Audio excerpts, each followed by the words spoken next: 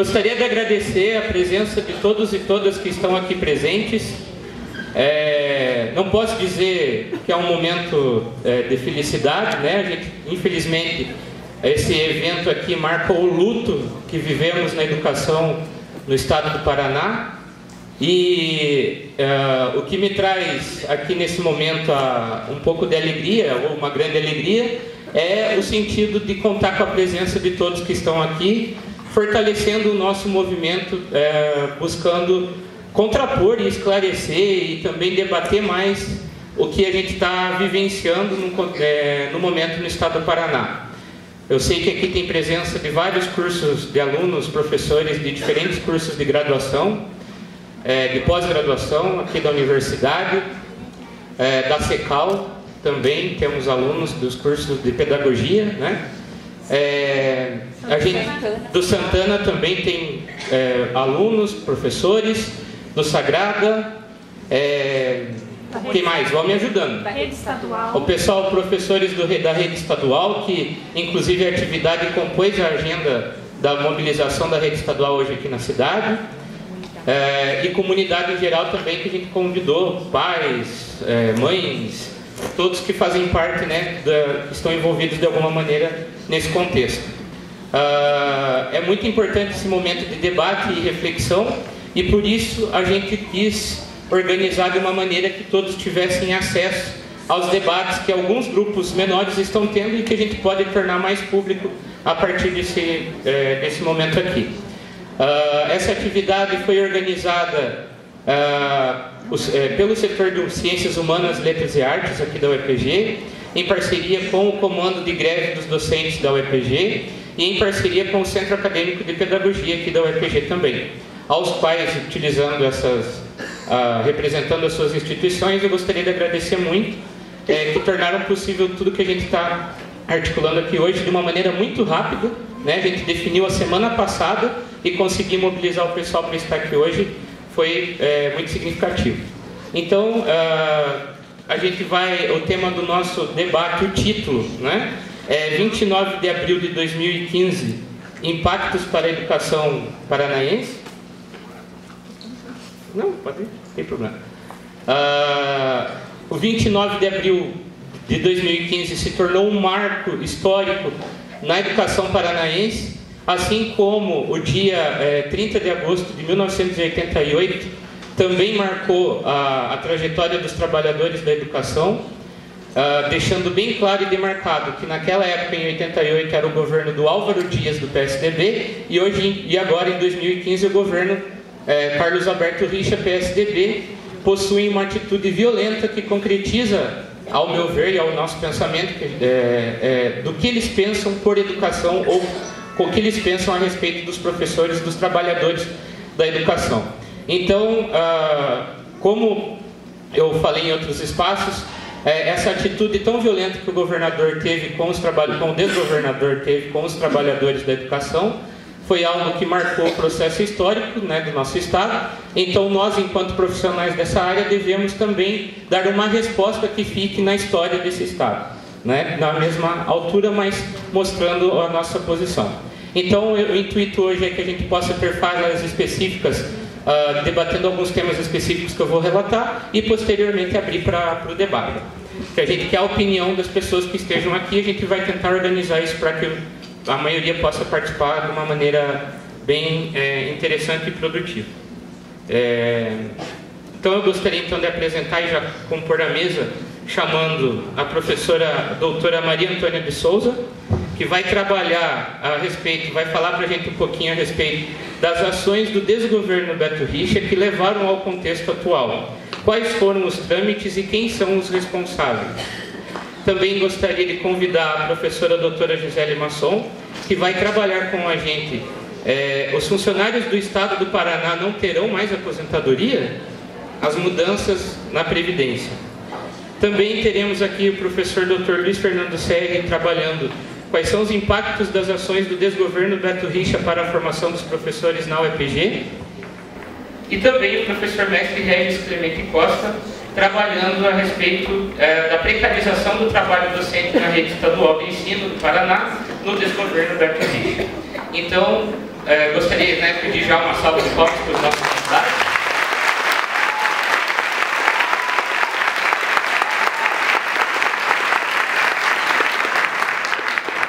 E pedir que a gente vai tentar que eles vão tentar ser sucintos nas suas falas, 15 minutinhos para cada, para a gente poder dar o espaço de debate para o pessoal aí poder se posicionar, ok? Então, eu vou organizar aqui. Maria Antônia.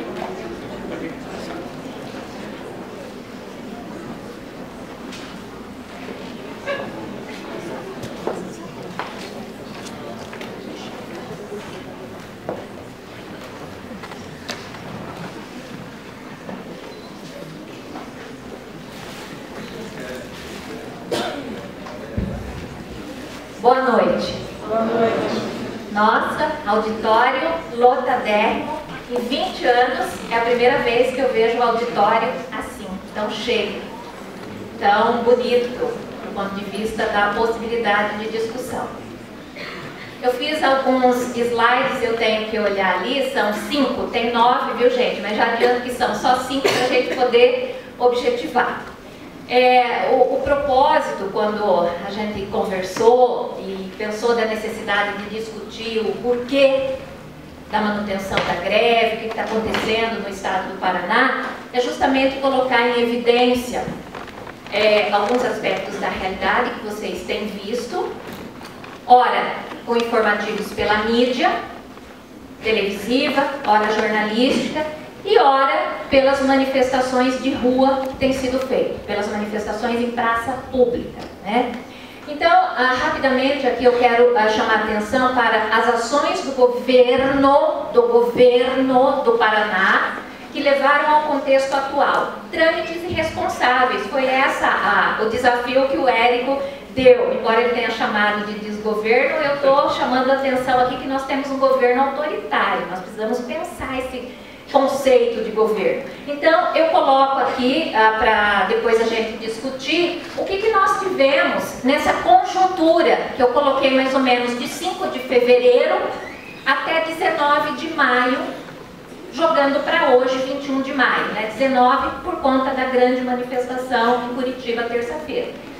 O que nós temos? Ações do governo. Nós precisamos enxergar os sujeitos que estão nessa conjuntura. Por isso que eu coloquei ali governo em primeiro lugar, porque na sequência nós já vamos verificar que ações o executivo desenvolveu e por que a sociedade se mexeu, mais do que já se mexe.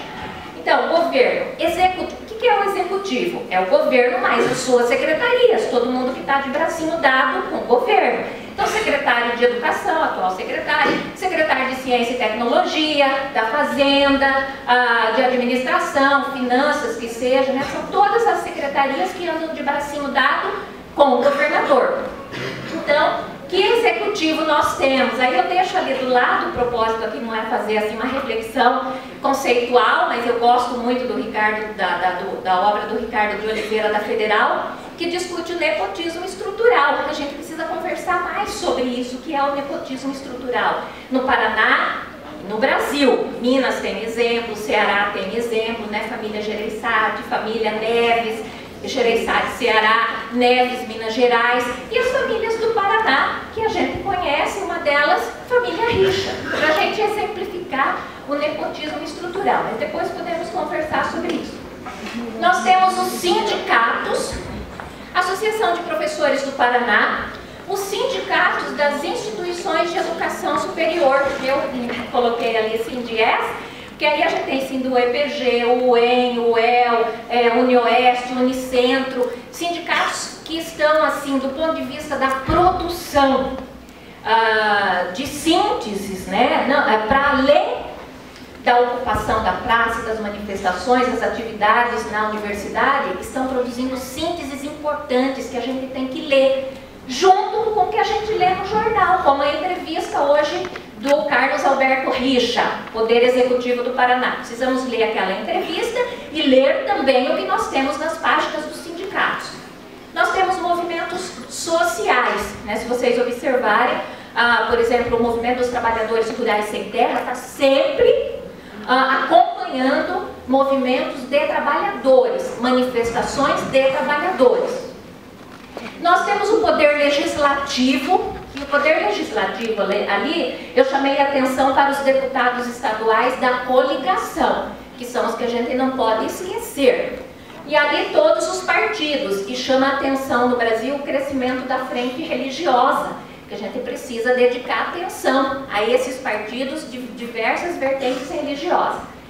Então nós temos no Paraná um fenômeno muito interessante, um estado realmente monolítico, se assim pode chamar, em que executivo, legislativo, que a maioria junto com o executivo, e judiciário juntos, porque aqui nós temos o poder judiciário.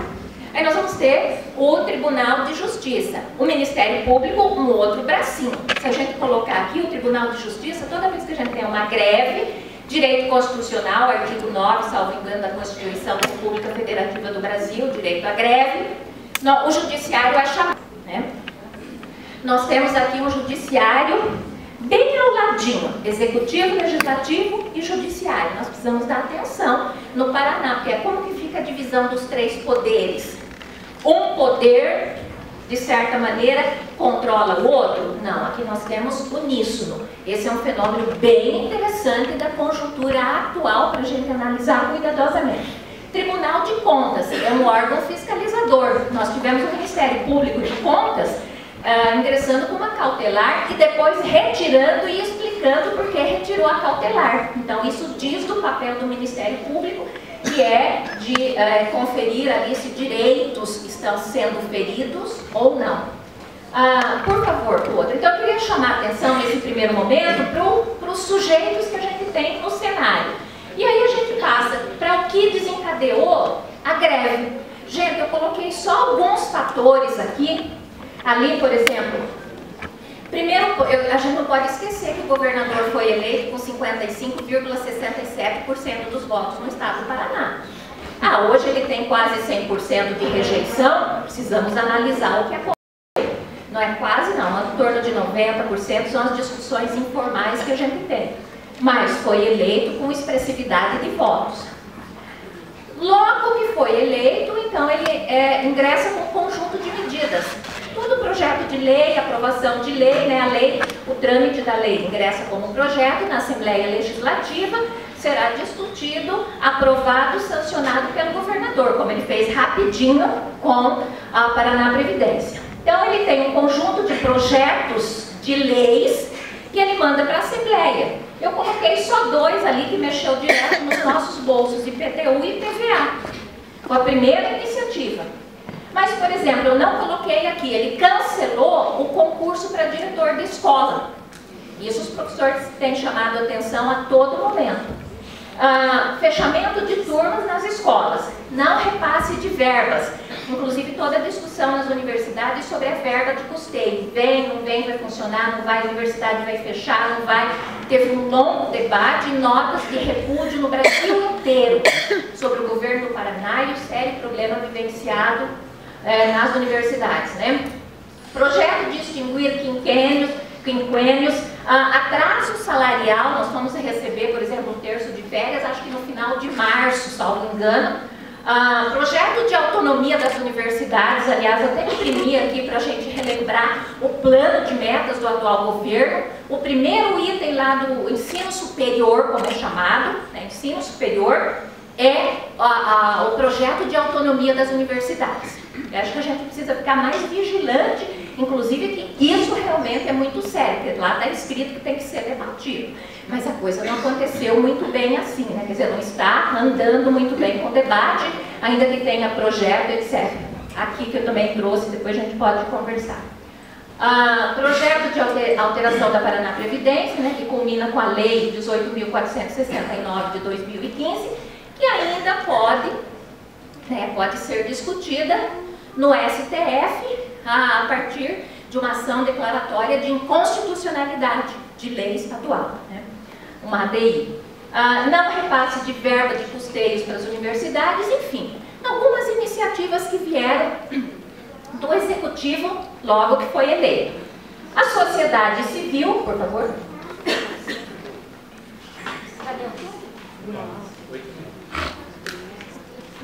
A sociedade civil, por sua vez, se mexe.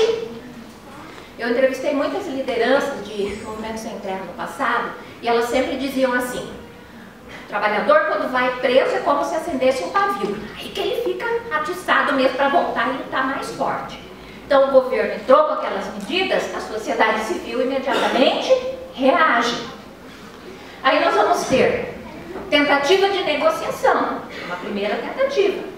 Quando a negociação é infrutífera, abaixo assinado é uma forma de infrutífera, a gente pode ir para greve. Greve é um direito político. Então, chama atenção porque nós estamos sendo feridos no Paraná nos direitos civis, políticos e sociais, né, os direitos trabalhistas. Então, nós vamos ter moções de repúdios aos atos governamentais violentos, e não foi só do dia 29 de abril, foi lá de 12 de fevereiro também, quando a ocupação da Assembleia Legislativa, não é invasão, é ocupação, porque aquilo é um lugar público. Primeira vez que eu vi invasão, eu já logo chamei a atenção, porque isso é uma coisa que sempre, é um conceito equivocado que sempre aparece quando tem movimento de trabalhador. Ah, não, o trabalhador invadiu lá. Se não for trabalhador, ele ocupou. Por que será que essa força ideológica está em nós? Então, chamar a atenção que começa fortemente no dia 12 de fevereiro. Para não dizer, né, das ações autoritárias. Eu quero falar de um governo autoritário, num Estado que deveria ser democrático, de direito, tá? Formalmente assim constituído. Debates internos, as instituições de educação superior, pelos sindicatos, porque nem todas as universidades, né, reitorias, setores, sentam realmente para discutir, mas acontecendo nos sindicatos de todas as viés, e na APP Centro e as APPs regionais. Aí a ocupação, as constantes manifestações, passeatas, ocupação de praças, ruas, diversos atos públicos, negociações, que a gente sempre começa por aí, e sempre uma pauta de reivindicações. Eu até trouxe a pauta atual de reivindicações, que envolve direitos, mais salários e condições de trabalho. Então aí a gente tem que chamar a atenção. Nós estamos sendo feridos em 3 direitos: civis, políticos e sociais. Tá? Então, só para dar um exemplo: direito civil, o seu direito de ir e vir, por exemplo, fazendo manifestações em praça pública. Direito político, o direito à greve que o trabalhador tem. Direito social, o ferimento das relações de trabalho. Veja que eu não estou dando muita ênfase ao item correção salarial, porque a gente está tendo um desvio de atenção na sociedade, é 5 ou 8%. Essa não é a questão central para nós, né, que discutimos educação pública, projeto de autonomia e previdência. A questão é muito mais estrutural, profunda no estado do Paraná. Então, será 5, os deputados que eram contra, agora querem que seja 8, viraram amiguinhos agora, não é assim, né? A gente tem alinhamento político. Então, deixar bem claro aqui que o momento atual não é dessa luta pontual de correção segundo o índice da inflação do IBGE. O momento agora é de discutir, sim, educação pública. E vamos adiante. Então, as iniciativas, a gente acaba tendo o quê? Uma relação de forças visível, né? Que a gente poderia chamar em um rol de autores de uma linha, seja no materialismo histórico dialético, seja em outras perspectivas, com outras denominações, mas nós temos visivelmente uma relação de forças. E aí nós temos executivo, legislativo e judiciário versus classe trabalhadora. Vocês vão falar assim: não, mas lá no judiciário tem as pessoas que estão em defesa da sociedade civil organizada, dos professores da... Sim, temos, mas eu estou falando da maioria, eu estou falando da coligação ali com o executivo. Quando o executivo tem... 2 minutos, professor. Quando o executivo tem a força legislativa, aí fica difícil, já tem que ir para o embate mais firme, mais forte, aí que a gente vê os atos de violência. Então, só passa acho que essas questões eu já apontei. Trâmites irresponsáveis, né, que foi o que o Érico colocou. Eu acho que aqui a gente tem um conjunto de responsáveis, principalmente centrado no executivo, no legislativo, e nós temos atos violentos ali que geraram lesão corporal. Então, tem que ter responsáveis do executivo, governador e seus secretários, respondendo por lesão corporal, né?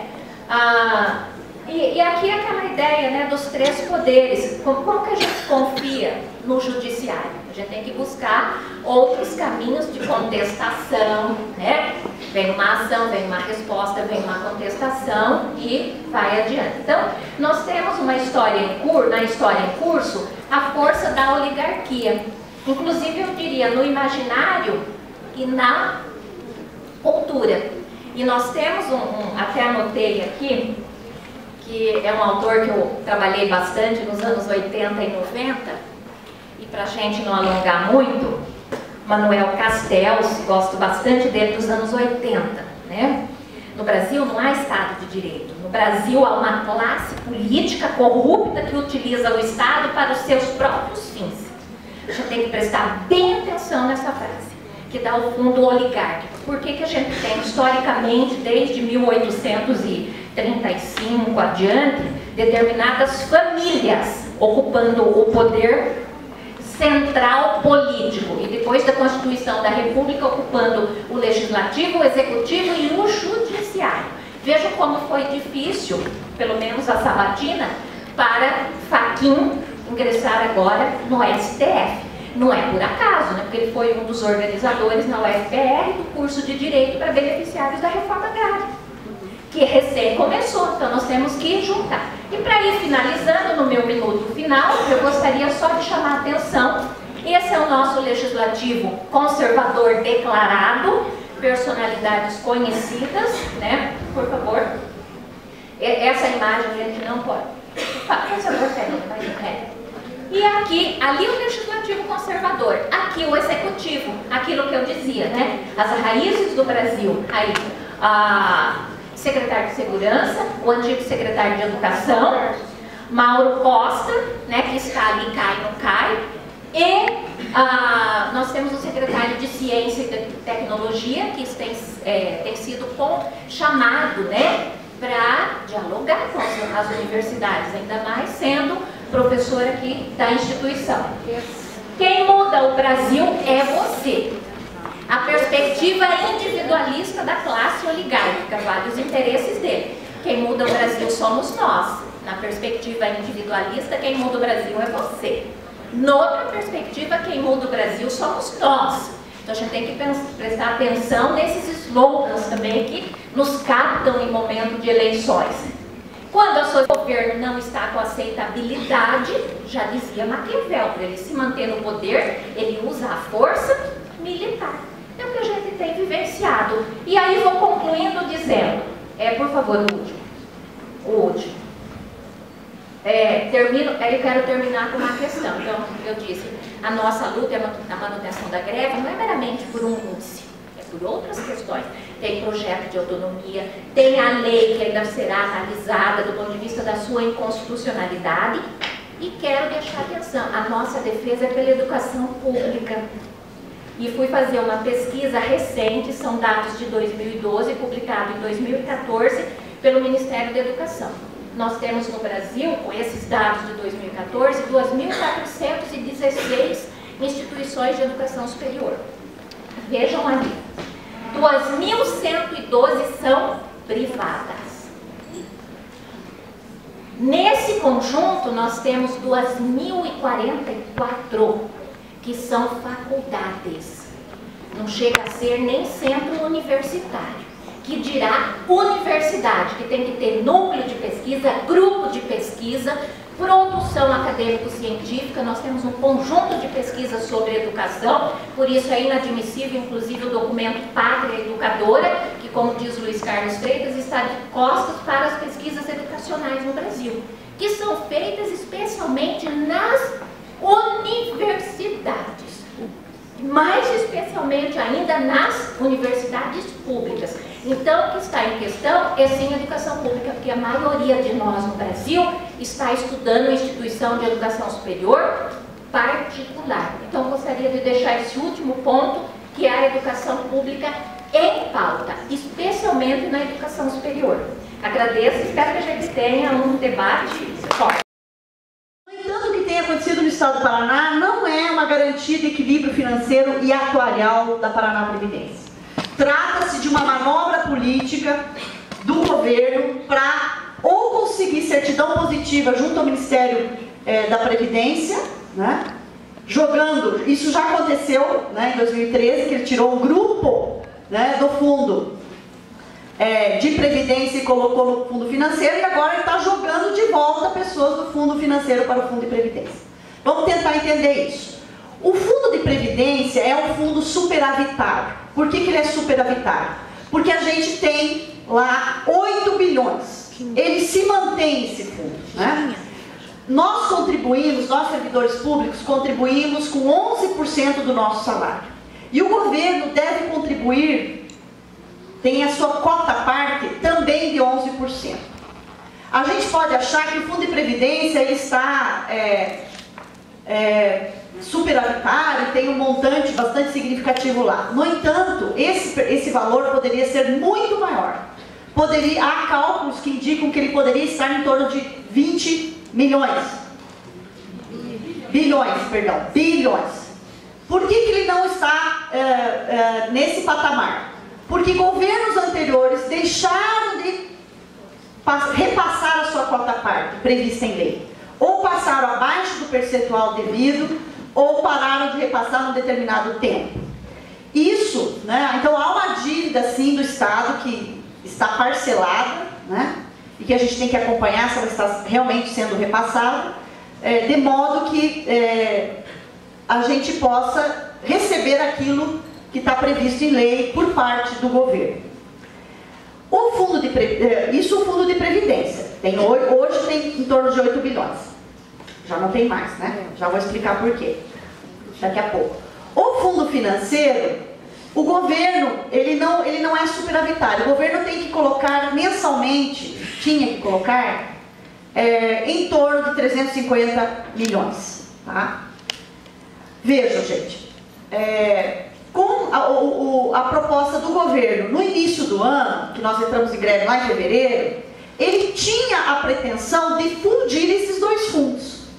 Porque aí ele não precisaria mais colocar esse aporte expressivo todo mês, né, em torno de 350 milhões mensais. Ele começaria a usar os 8 bilhões do fundo de Previdência. Então, a primeira proposta era juntar os dois fundos e resolver o problema de caixa do governo. Além disso, que era o PL 60 de 2015 e depois o PL número 6 de 2015. Então, isso era para os servidores que já prestavam serviços ao governo do Estado. Para os novos servidores, naquele projeto de lei, ele tinha a seguinte proposta. O sujeito que entrasse no serviço público, ele só contribuiria com um percentual para receber ao final da sua carreira apenas o teto da Previdência, do INSS, perdão, que ficaria em torno de R$ 4.600 hoje. Ou seja, um servidor público que chega ao final de uma carreira, com mestrado, com doutorado, se ele, vamos supor que ele ganha 10, 11, 12 mil reais, ele se aposentaria apenas com 4.600. Se ele quisesse se aposentar com a integralidade do seu salário, ele teria que contratar um fundo complementar. E esses fundos complementares são bastante questionáveis, porque são fundos aplicados no capital financeiro de alto risco, o que pode também gerar uma insegurança futura para aquele que pretende se aposentar com integralidade, que contrata aí uma previdência complementar, ele também corre riscos, né? Não há uma segurança nesse sentido. Enfim, essa proposta inicial do governo no início do ano estava no conjunto daquilo que nós chamamos de pacotaço, né? Que pretendia ser aprovado pelo tratoraço. São duas coisas, né? O pacotaço era um conjunto de medidas, impostos, mudança na Previdência, retirada dos quinquênios. O que é quinquênio? Um servidor público, a cada 5 anos trabalhados, ele tem direito a uma majoração no seu salário de 5%. Então, havia uma série de medidas medidas nesse pacotaço.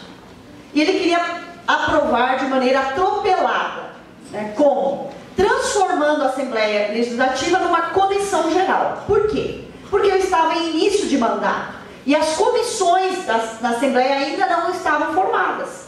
E aí ele achou que era bastante oportuno aprovar um conjunto de medidas, transformando a Assembleia numa comissão geral, porque aí isso apressaria a aprovação daquele pacote todo e não daria muito tempo de se questionar, enfim. É óbvio que isso gerou, né, uma insatisfação geral no estado do Paraná em relação aos servidores públicos, que deflagrou então a greve de fevereiro, que resultou na primeira ocupação da Assembleia Legislativa no dia 10, e na segunda ocupação, quando eles tentaram a forceps, né, entrando com o camburão, cortando as grades, né, eles tentaram votar no restaurante da Assembleia Legislativa, uma vez que a Assembleia estava ocupada pelos servidores públicos e alunos, né, e apoiadores do movimento.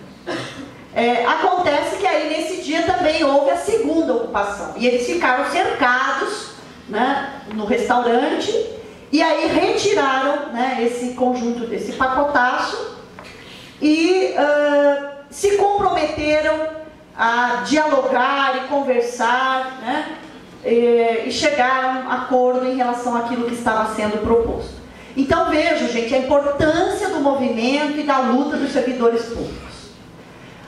Um aspecto positivo desse primeiro enfrentamento em relação ao governo resultou na extinção dessa estratégia de criar uma comissão geral na Assembleia para aprovar rapidamente projetos. Isso só acontecia no estado do Paraná e agora não pode mais acontecer. Isso foi modificado no regimento interno da Assembleia.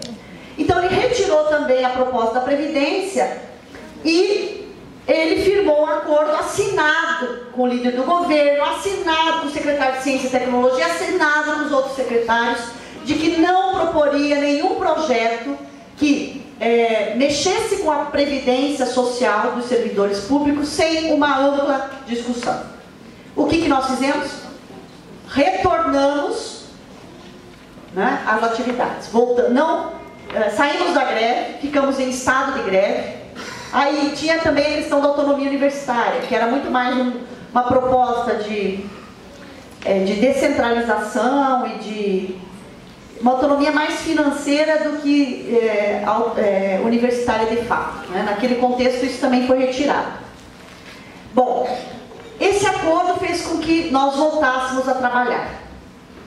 No entanto, esse acordo foi quebrado quando o governo coloca novamente um projeto de lei, que foi o projeto 252, para ser aprovado em regime de urgência na Assembleia Legislativa. Ele não convocou nenhuma reunião com os sindicatos dos docentes das universidades. E, aliás, sistematicamente esse governo tem deixado de lado os sindicatos dos docentes das universidades. E tem conversado muito mais com o Fórum dos Servidores, especialmente com a APP, Sindicato. Então, nós não participamos de nenhuma reunião, fomos numa audiência pública que não tivemos direito à fala, e participamos de uma outra audiência pública que só tinha um deputado da situação, da base governista. Os demais eram todos da oposição, então a gente foi lá para discutir com pessoas que nos apoiavam, né? Aqueles que não queriam nos ouvir nem estiveram lá. E aí foi colocado em regime de urgência. E isso nos empurrou para uma nova greve, né? E por quê? Porque a proposta, esse segundo projeto de lei, uma vez que o primeiro nós conseguimos barrar, ele tinha como proposta retirar as pessoas que estão no fundo financeiro, que têm 73 anos ou mais, e colocá-las no fundo de previdência. Isso representa em torno de 33 mil pessoas que sairiam do fundo financeiro e entrariam no fundo de previdência. Qual era o objetivo do governo? O objetivo do governo em propor isso? fazer com que ele gaste menos com a Previdência. Eu falei para vocês que o fundo financeiro, o governo tinha que aportar mensalmente em torno de 350 milhões mensais. Retirando essas pessoas do fundo financeiro e colocando no fundo de Previdência, o que acontece?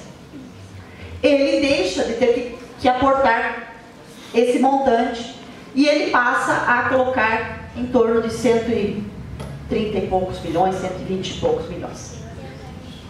Tenho 2 minutos, não vou conseguir terminar, mas enfim, depois a gente conversa no debate. Então, isso representa uma economia mensal para o governo de 125 milhões.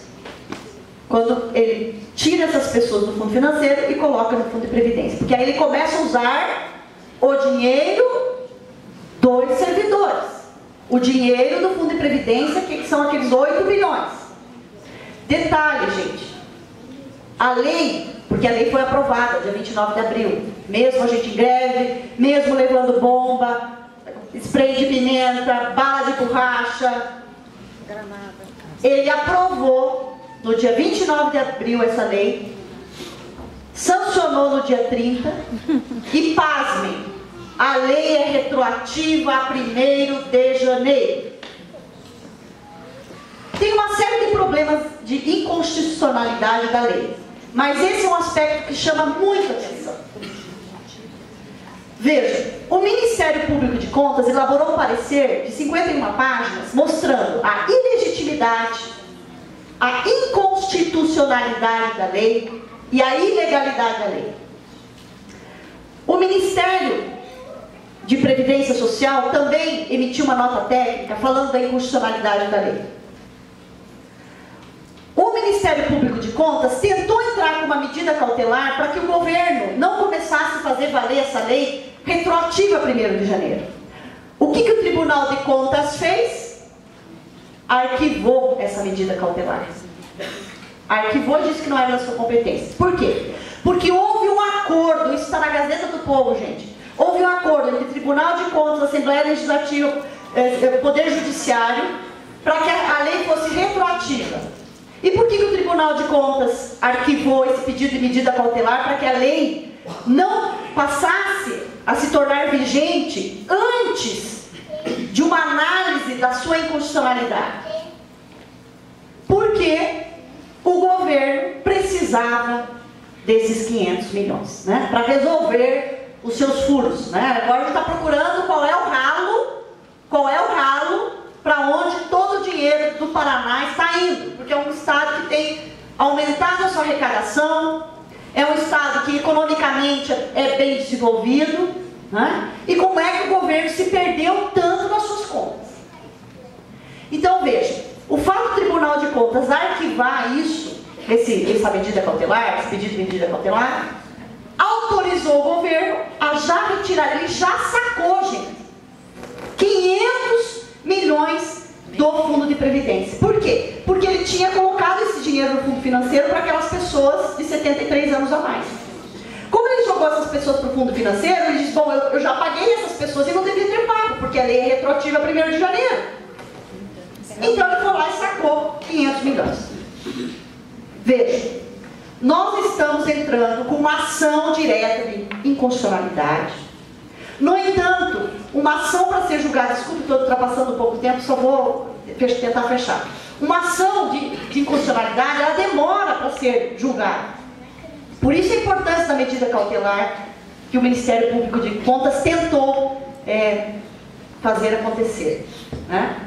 Ela demora muito para acontecer. Vamos supor que essa lei seja realmente julgada inconstitucional. O governo já retirou 500 milhões, já usou esse dinheiro, já continua nos meses seguintes não mais aportando no fundo financeiro aquele montante que ele fazia antes. E aí, quem é que vai pagar essa conta? Vejam, nós temos mais do que motivos para estar em greve.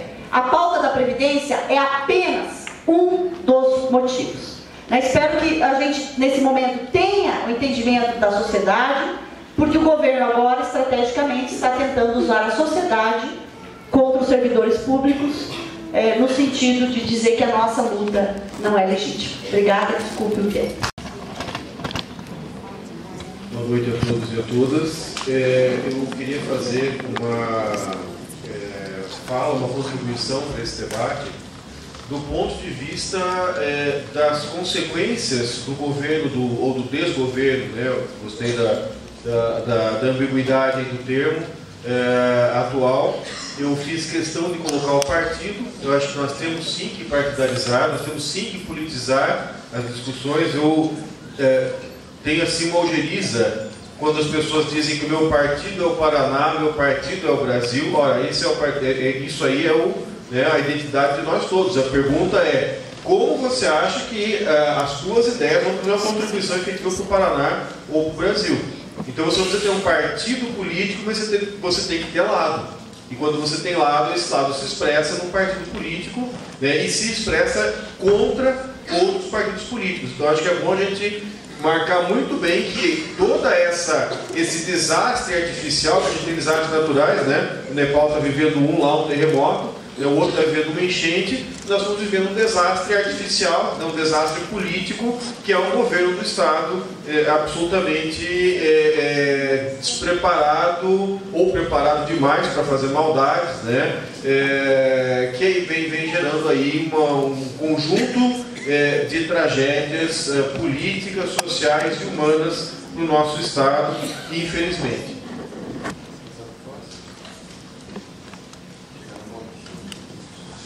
Eu queria retomar as origens dessa crise, de onde é que veio essa crise, né? A culpa do governo anterior, lógico, sempre. O detalhe é que o governo anterior é o mesmo, né? Mudou alguns nomes, mas o governo anterior é o mesmo do governo atual. Então, as pessoas começam a analisar como é que foi que o Paraná chegou nessa situação. Ora, o Estado que teve um dos maiores aumentos de arrecadação nos 4 anos dos governos passados. É um dos estados que era para estar na melhor situação no Brasil, é um dos estados que tem um dos maiores endividamentos. Então, quando a gente faz um levantamento, a gente vê que, ao contrário do que acontecia na campanha política do ano passado, que diziam, né, que era esse, que era aquele, os 2 estados mais endividados do Brasil, longe dos outros, são Rio de Janeiro e Paraná. Longe dos outros, os outros também estão endividados, mas a dívida é sim 1/10 do que Paraná e Rio tem de dívida. De onde é que vem essa dívida? Num contexto de aumento enorme da arrecadação do Paraná, né? Ela vem de não dá para definir tudo, mas parte desse endividamento e dessa deterioração da condição financeira do Estado vem de um processo de terceirizações. Quando eu falo Beto Richa do PSDB, isso se deve ao projeto que esse partido tem em favor do Paraná e em favor do Brasil. Qual que é o projeto deles? É um projeto neoliberal e é um projeto privatista. Para que fazer com técnicos do Estado, que na verdade o custo deles já está incluído, e fazem coisas muito mais baratas e muitas vezes muito melhores do que os outros, né? Por que eu vou fazer isso com o profissional do próprio Estado do Paraná se eu posso contratar alguém por um custo que é 4, 5, 10, 45 vezes mais alto? Software, só para citar um exemplo. Por que eu vou usar o Celepar, que tão competentemente vem resolvendo as questões de software que o Estado do Paraná precisou, né, nos últimos anos, antes do Beto Richa chegar ao governo? Se eu posso contratar o Positivo, se eu posso contratar a Microsoft, se eu posso contratar qualquer empresa privada, né, que vai tirar a gente da lógica do software livre e do software construído socialmente e a partir do princípio estatal, né? E por que eu vou fazer isso? Ora, se a minha perspectiva é que o Estado não faz direito e quem faz direito é super privado, eu vou encaminhar as coisas desse jeito. Veja, quem votou no Beto Richa devia ter prestado atenção de que esse era o projeto dele. Qual que é o probleminha desse projeto? Ele é caríssimo, caríssimo, caríssimo. Né? E isso faz o quê? Com que você endivide o Estado. Veja, uma coisa que parece que é verdade, a gente precisa confirmar sempre, né, com documentos, é que o Beto Richa diminuiu o número de cargos comissionados. Qual que é a pegadinha? Quais são as letras miúdas? O salário de cada cargo comissionado aumentou muitíssimo. Então o gasto geral com cargos comissionados aumentou também no Estado. Esse é um outro fator que levou o Paraná ao endividamento, né?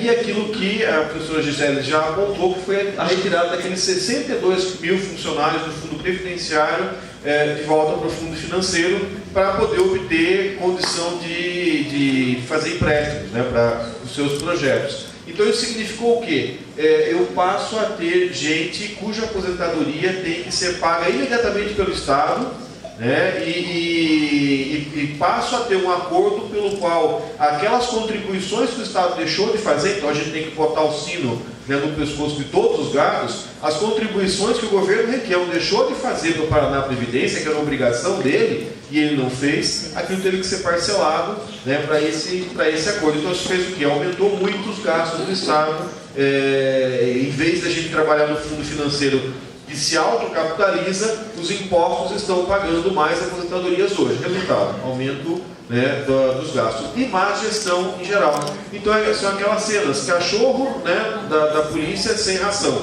Acho que eles deram, né, uma dose boa de ração para soltar em cima da gente depois, lá no 29 de abril e antes também, porque os coitados estavam sem comida.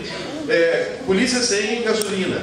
Nós aqui, né, na universidade, nas escolas públicas, com uma série de carências, né, que só não enxergou quem não quis ver. Então aquela história de que, nossa, eu fui o último a saber, na verdade é o seguinte, nossa, eu tive tantos sinais que eu não dei atenção, porque dar atenção para aquilo mudava a minha concepção de mundo, e agora eu tenho que saber, né, de repente peguei, né, no flagra, o governo num ato obsceno com o nosso dinheiro. Quais são as consequências imediatas para a gente aí do final do ano para cá? 30% do custeio das universidades foi cortado, né? E isso significa que a gente passou a ter uma série de limitações, quer dizer, de dificuldades de fechar o caixa mesmo, uma série de constrangimentos, ausência de recursos para fazer uma série de coisas. Só para lembrar, né, no final do ano passado eu levei meus alunos para fazer uma saída de campo, mais que uma vez.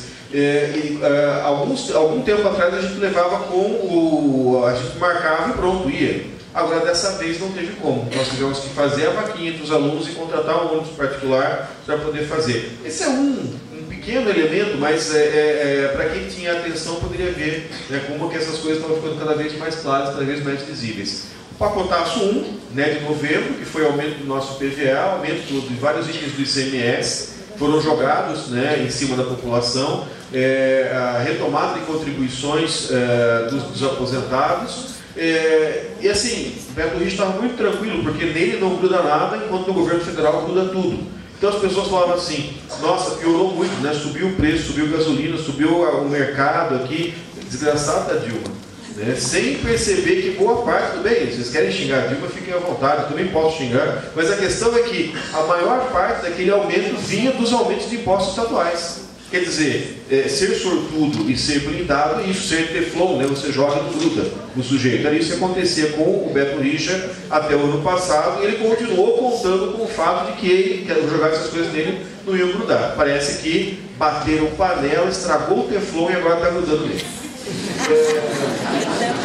Nós tivemos no começo do ano o congelamento dos repasses para as universidades no início de 2015. Isso significou o quê? Não tinha dinheiro para pagar água, não tinha dinheiro para pagar a luz, etc. Vocês viram que várias universidades não abriram. A Unespar em Paranaguá não abriu, porque ela estava em obras, não tinha como, não tinha água, não tinha luz, não tinha nada para abrir. A UEPG estava numa situação muito privilegiada. Nós não tínhamos terceirizados, quer dizer, a nossa segurança é feita na maior parte dos próprios funcionários, então a gente não tinha que pagar a empresa e, portanto, não tinha que tirar dinheiro, a empresa sem dinheiro não tirou os funcionários da segurança, não era o nosso caso, e nós tínhamos dinheiro à vontade para pagar água, pagar luz, etc. Eu fiquei muito contente, falei, caramba, né, que orgulho que eu tenho da minha universidade. E aí, quando chegou em fevereiro, eu sou do programa de pós-graduação em educação, como a Gisele também, a gente falou, puxa, que legal, a gente queria fazer aqui umas coisas bem interessantes com o dinheiro que a gente juntou ao longo de 10 anos, né, com recursos próprios. A gente juntou cerca de 70 mil reais, né, de taxa de inscrição para o pessoal fazer as provas, etc. Falou, agora a gente quer gastar. Né? Falou, sinto muito, mas você lembra daqueles 70 mil reais que vocês tinham? Lembramos, claro que sim, esqueçam. E de onde é que veio o dinheiro para pagar as contas da universidade nesse período? Foi isso aí, dessas contas, de recursos próprios, né, que vários órgãos foram gerando. Então aquilo desapareceu. Resultado, quem tinha banca para fazer em fevereiro, teve que dar um jeito. Teve gente que foi buscar professor, inclusive com o próprio carro, né? Teve gente que pagou hotel para a banca, para o visitante, não tinha dinheiro para diária, não tinha dinheiro para passagem. Eu tive que ter o carão de pedir para uma das pessoas de uma banca de doutorado vir com o dinheiro no próprio bolso, com a desculpa que ela tinha parentes em Ponta Grossa. Eu falei, quebra o galho aí, vem visitar teu pai, e aí você participa da banca, beleza? Olha, esse é o tipo de coisa que a gente só faz com quem é muito amigo mesmo, né? Porque é muito humilhante, é para ficar muito envergonhado mesmo. Foi assim que a gente conseguiu, né, não ter problemas, por exemplo, na pós-graduação, para poder fechar as nossas bancas, as nossas atividades. E aí os outros direitos que já foram mencionados também. Tá? Quais são os nossos reflexos na estrutura? Só para dar uma coisa assim, bem aqui, né? A Biblioteca Central está parada, está muito devagar. Nós temos a perspectiva, todo mundo que está no setor de humanas sabe que o espaço aqui está saturado, né? É uma construção muito antiga, a gente não tem tido reformas a contento, portanto ela não é adequada para as nossas atividades, a gente está improvisado aqui. Nós vamos para o campus. Quando? Quando a gente terminar a biblioteca, quando tiver restaurante. Não adianta a gente levar esse monte de gente aqui do setor de humanas que está no centro para o campus sem biblioteca, sem restaurante, vai ser um Deus na cuda. Então a biblioteca está parada, pronto. A gente tem espaço de convivência no hall do bloco C, que entra para o bloco B e para o D, que está parada também, né? O governo não pagou a empreiteira foi embora, e esse é o espaço de convivência super importante para a gente, que está parado no meio. Inclusive colocaram um piso bastante escorregadio, precisaria colocar faixas antiderrapantes e a obra está parada. Então, né, quando alguém, né, quebrar a perna, a gente espera que ninguém chegue aí a se machucar. Mas, por favor, caso, né, alguém queira faça por de ocorrência, etc., vamos entrar contra o governo do Estado. O curso de pedagogia tem uma situação séria porque as vagas foram ampliadas e nós temos o mesmo espaço físico que antes. Então, tem uma sala que está sendo reformada com a mesma situação. O governo não paga, a empreiteira vai embora e a gente fica com aquela sala parada, tendo que emprestar, né, uma xícara de açúcar e uma sala inteira do vizinho. Zootecnia está hospedado com a gente, porque tiveram que vir de Castro, e o bloco de zootecnia não termina pelos mesmos motivos, então a gente está mais apertado ainda, porque além do aperto que a gente já vive, tem o aperto da zootecnia. Graças a Deus eles não nos trouxeram os animais e tudo, né, para colocar em uma sala aqui, pelo menos isso, tudo bem. E aí desaparecimento de recursos que eu já falei, aconteceu com o PPGE, aconteceu com vários outros. Quais são os reflexos financeiros? Bolsas estaduais atrasadas, né? Bolsas de extensão, bolsas da Fundação Araucária estão em atraso. Faltam recursos para as bancas de pós. Nós temos o congelamento de recursos de projeto de pesquisa da Fundação Araucária. Eu tenho um projeto de 23 mil, dos quais 8 mil já vieram, né? E vieram ano passado, e até agora a gente não tem notícia de como vai ficar o restante, e a pesquisa está parada por conta disso. Nós temos o PROAP e o EPG, que era uma complementação ao programa de apoio à pós-graduação que a CAPES nos paga, que fazia com que muitas coisas fossem possíveis de funcionar. Quer dizer, a gente fazia render, né, o bolsa pós-graduação, que é o PROAP, e agora nós não temos mais, e também está na mesma situação, né, Deus dará. As contrapartidas do EPG são, por exemplo, o PROAP e o EPG. O PDE, que é um grande projeto de formação continuada de professores que estão na rede, um processo muitíssimo interessante de articulação da universidade com a educação básica pública estadual, também está congelado, os pagamentos não foram feitos, os professores que estão cursando não recebem, gastaram do bolso para vir, não recebem bolso, os professores da universidade que estão atuando não recebem as orientações, não recebem as palestras que deram e não tem previsão da próxima turma do PDE. Então, é um projeto, embora nós tenhamos as nossas críticas muito interessante, também está congelado. Nós temos alguns reflexos que são imateriais aí, né? A desmotivação dos atuais professores da rede estadual do ensino básico e da rede estadual do ensino superior também. São essas perguntas que a gente fica se fazendo. Essa intranquilidade que está colocada para a gente. Nós temos uma evasão de licenciandos. Até que ponto essa evasão ela está vinculada aos nossos problemas internos e até que ponto ela está vinculada à análise de conjuntura que esse nosso licenciando faz da sua vida profissional futura. e ao mesmo tempo nós temos aí uma queda que é lenta, mas consistente, da redução do interesse dos estudantes que vão fazer vestibular pelas licenciaturas. Gente, quem vai ser professor?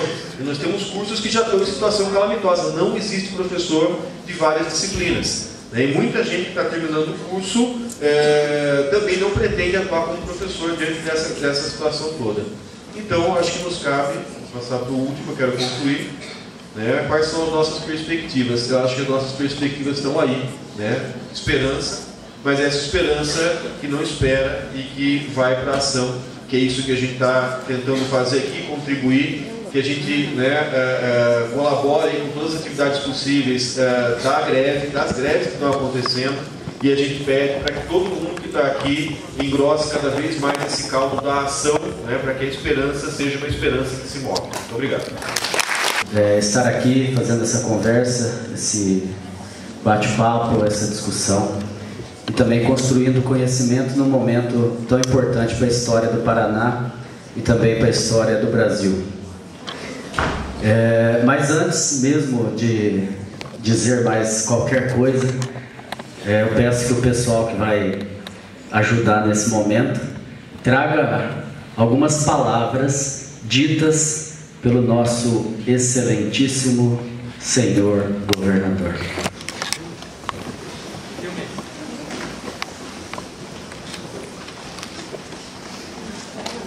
As palavras são dele. Me machucaram. Diálogo, ético, respeito. Isso. Apresenta aqui, mostra aí que essas aí são as palavras do governador.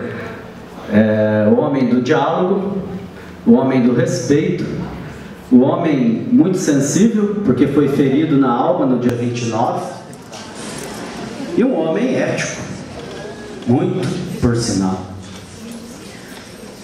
Obrigado.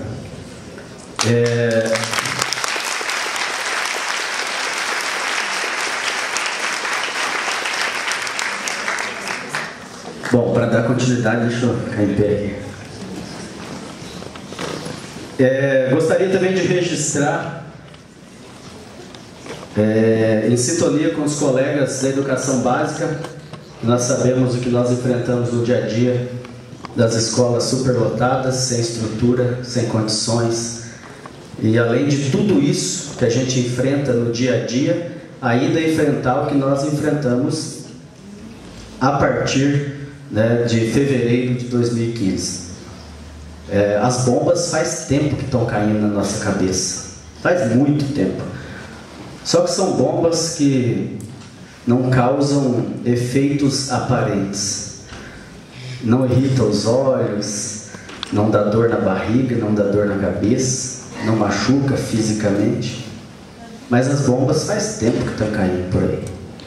Então, nesse sentido, eu quero fazer uma denúncia das ameaças que nós, na educação básica, estamos sofrendo por conta desse momento decisivo da greve. As ameaças vêm do governo e vêm também das pessoas que representam o governo. Não só na cidade de Ponta Grossa, no núcleo regional de Ponta Grossa, como também nos demais núcleos. Ameaças explícitas por e-mail, né, com ameaça de corte de ponto, ameaça do desconto. A gente sabe que isso é consequência da luta, né, mas nós não podemos deixar de denunciar. E se vier o desconto, mesmo que venha, nós estamos dispostos a enfrentar essa luta. Mas nós não podemos ficar calados diante de mais uma opressão desse governo. E mais, a solidariedade também que nos une e nos fortalece para a gente continuar lutando e caminhando. Por que isso? Porque não é um governo que está atolado em denúncias de corrupção para atender interesses do capital, que sucateia os serviços públicos, que trata os trabalhadores à base de tiro, porrada e bomba, que vai nos amedrontar. Tampouco calar a nossa voz ou enfraquecer a nossa luta.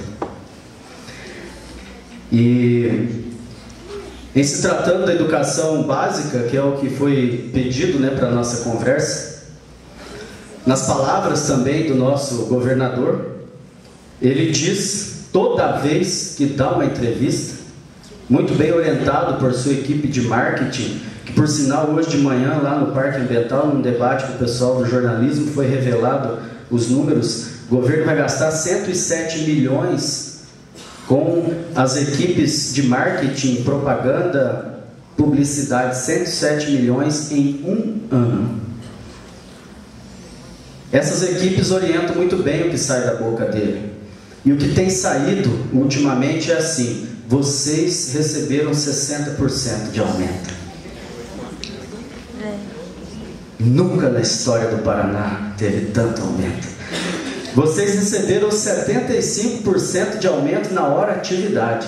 Ou seja, nós nem quase trabalhamos mais, nós só fazemos hora atividade, né? Parece que essa é a mensagem que ele quer dar: 75% de hora atividade. Isso também a gente tem que... a gente escuta isso direto.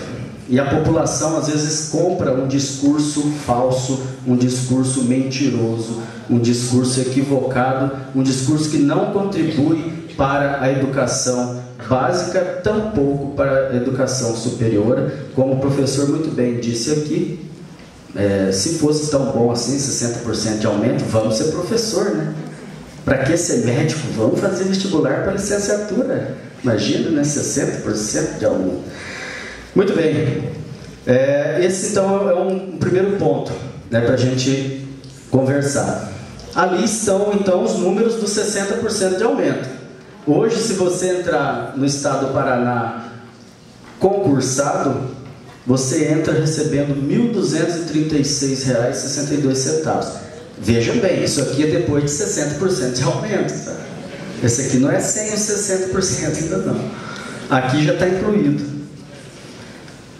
E por que também? Aqui a gente tem que trazer número pelo seguinte, foi ainda na terça, hoje é quinta, né? Na terça que deixa eu ver o nome do sujeito aqui, o deputado Hélio Roche, no uso da tribuna, ele afirmou que não tem sentido a nossa greve. A média salarial dos professores é em torno de R$ 4.500. Está gravado lá, né, o áudio da fala, então está aqui. A média é 4.500.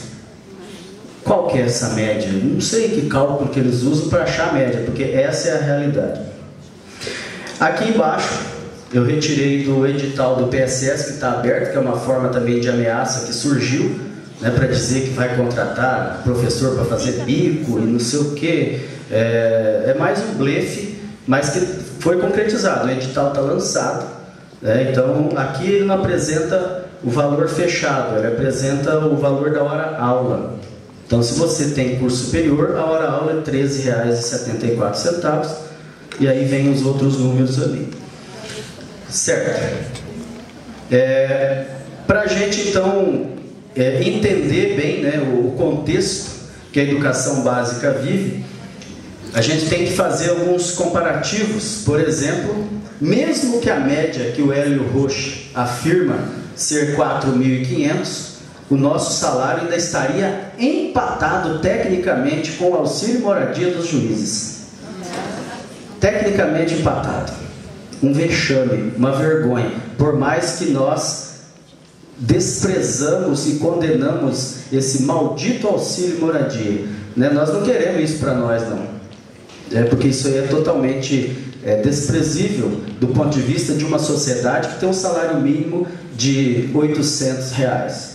Então nós não estamos lutando para ganhar auxílio moradia de 4.300, de jeito nenhum. Mas diante de um discurso falso e diretamente manipulador, a gente também tem que fazer comparativo, né? Por mais que a nossa média fosse 4.500, a gente ainda estava só empatado com o auxílio moradia. Ok. Nas ações específicas do governo Beto Richa, aqui eu estou com o papel, eu não trouxe o slide, eu fiz uma lista, né? Eu tentei pegar as principais questões. A partir do governo Beto Richa, mudança nas ações de formação continuada dos professores de educação básica. Houve um período que nós tínhamos a cada semestre, tem 3 dias de formação continuada, chamada IDEB, DEB itinerante. Os professores, inclusive, vinham do interior, tinha até uma bolsa.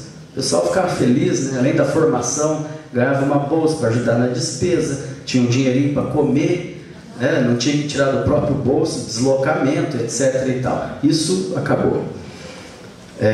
Materiais da Semana Pedagógica. Semana Pedagógica de fevereiro e julho. Materiais com discussões que apontam para preocupação com os índices das provas SAEB, SAEP e discussões exaustivas sobre IDEB. Como é que vai melhorar esse danado desse índice de avaliação, né, que tanto pesa no calo para receber esses financiamentos internacionais.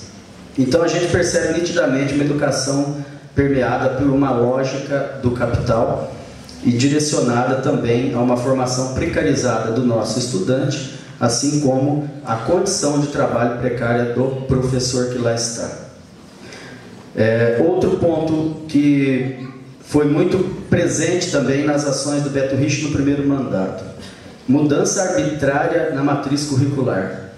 No ano de 2012, do nada apareceu uma proposta, porque quem é do diálogo traz proposta. Então veio uma proposta de nova matriz curricular. Essa proposta previa a diminuição das disciplinas de filosofia, sociologia e artes no ensino médio para 1 hora aula. Por quê?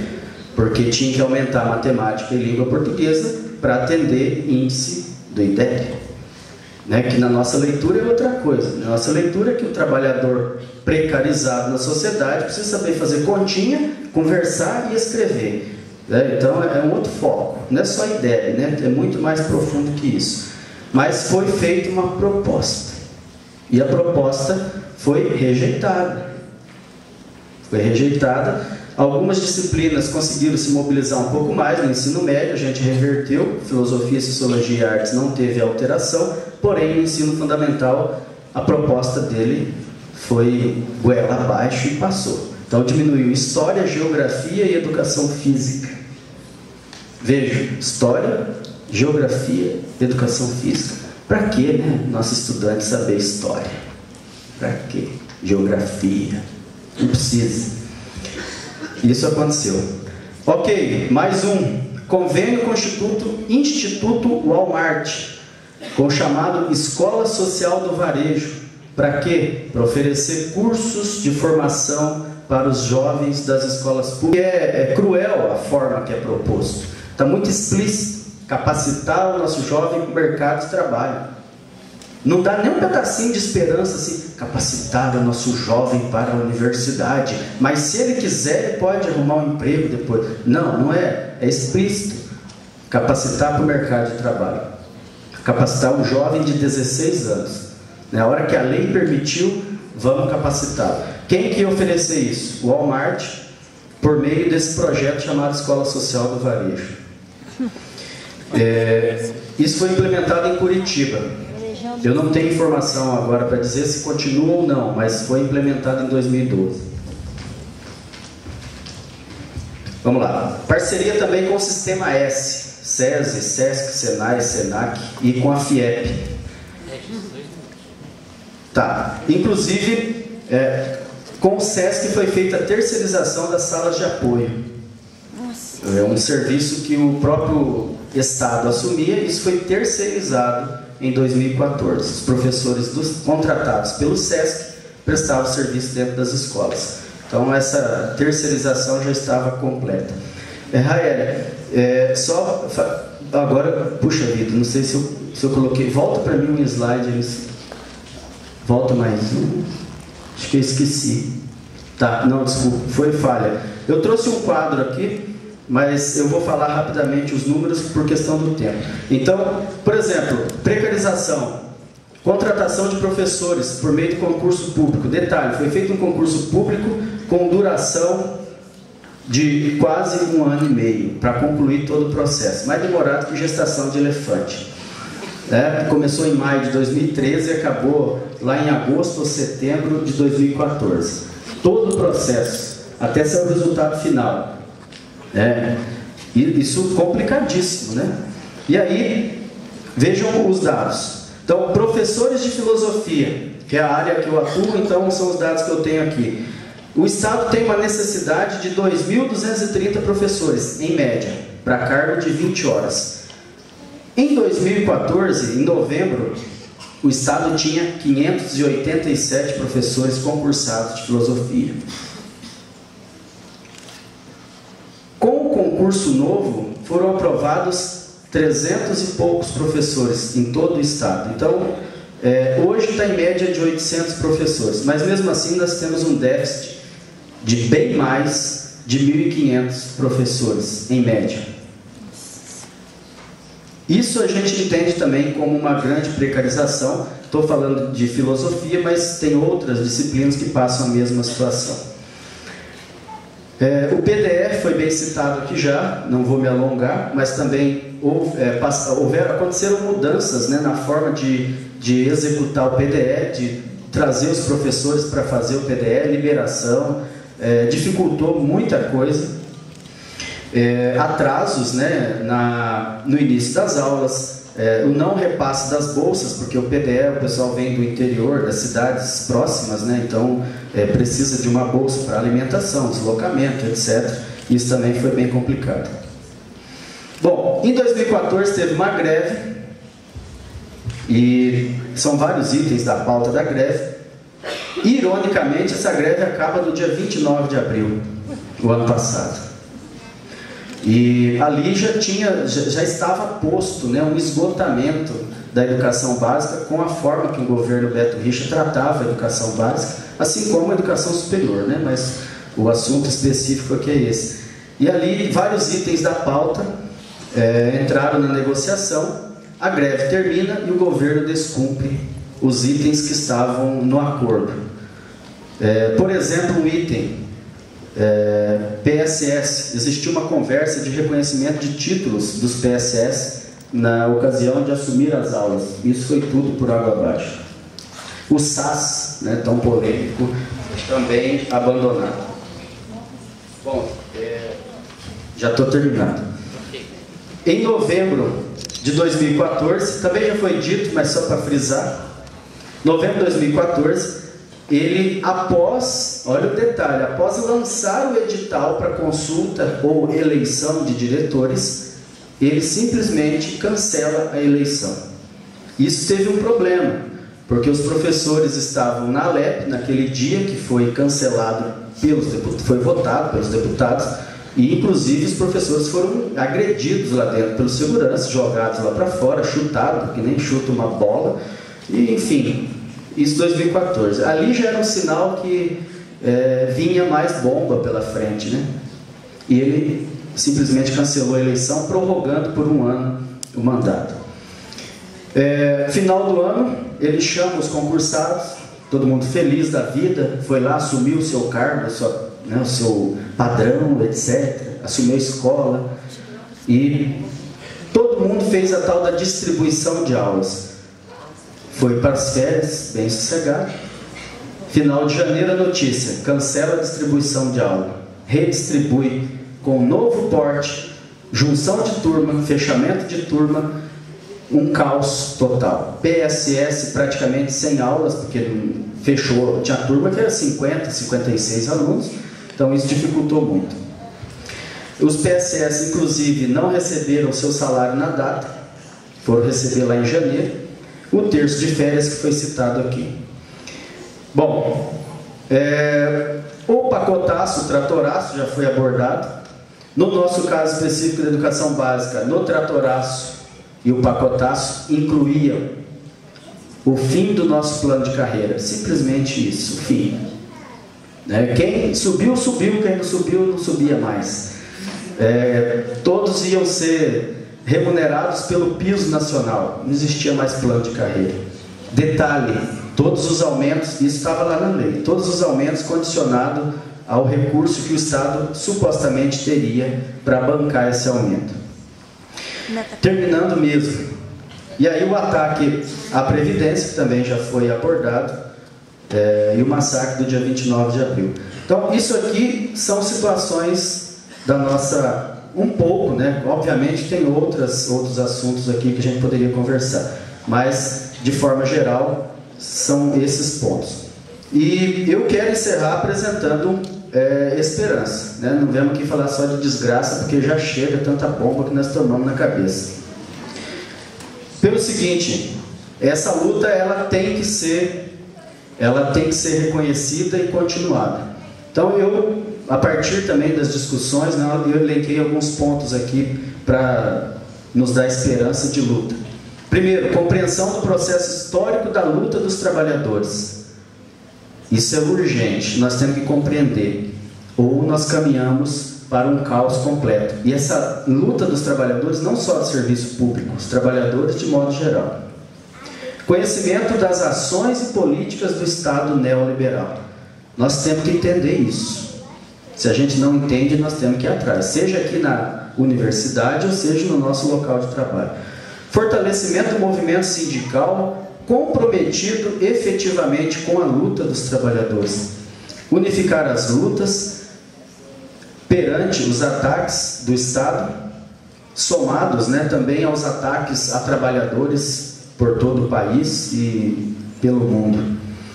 Continuidade do processo formativo nas nossas escolas, fazer memória da luta e uma formação acadêmica também comprometida com a luta. Isso não se consegue só dentro da sala de aula. A luta educa, e isso os acadêmicos precisam urgentemente também entender, em nome da defesa dos direitos dos trabalhadores e em nome da sociedade, do projeto de sociedade que nós queremos para nós e para os nossos filhos. E termino de verdade mesmo, citando um poema do Bertold Brecht. Os que lutam. Há quem luta um dia, e por isso é muito bom. Há aqueles que lutam muitos dias, e por isso são muito bons. Há aqueles que lutam muitos anos, são melhores ainda. Porém, há aqueles que lutam toda a vida, esses são imprescindíveis. Obrigado.